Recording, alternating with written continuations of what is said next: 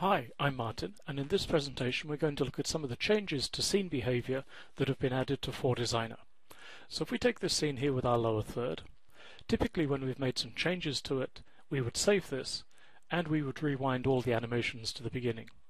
So we hit save, and then when we go to open the scene later, we'll see that the snapshot has been updated to show black.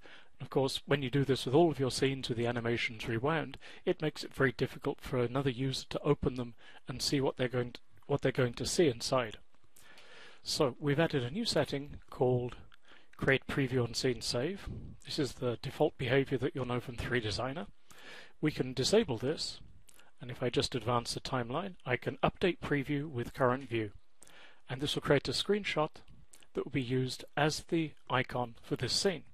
So now, even if I rewind the animation, and I now hit save on here, when I go to open, we'll see that the preview shows the screenshot that I created for the scene.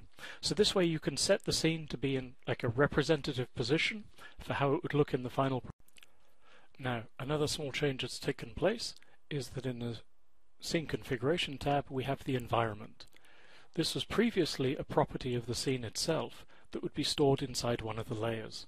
Now it's a separate floating property that is applied directly as a scene setting rather than something located in a specific layer in the scene. It still behaves in the same way as it did in 3Designer, it's just been moved to this location. It's also possible to add what we call a description to the scene. You'll see the description text here. This can be applied on the scene level and also on the object level. If we go to the individual objects here, you can see this text, and I have a notes tab here. So this would be a note saying presenter name.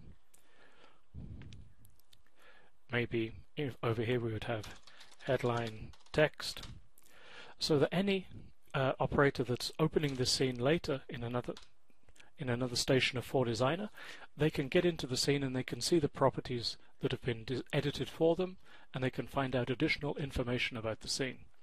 If I just close this tab and go to the Open dialog, and I select my lower third, you'll see the description here as well. Finally, we have a little tag marked Finished. This allows you to mark a scene as having the work completed, so that when you're browsing for this from one of the controllers, you can filter the scenes by Works in Progress and Finished Scenes.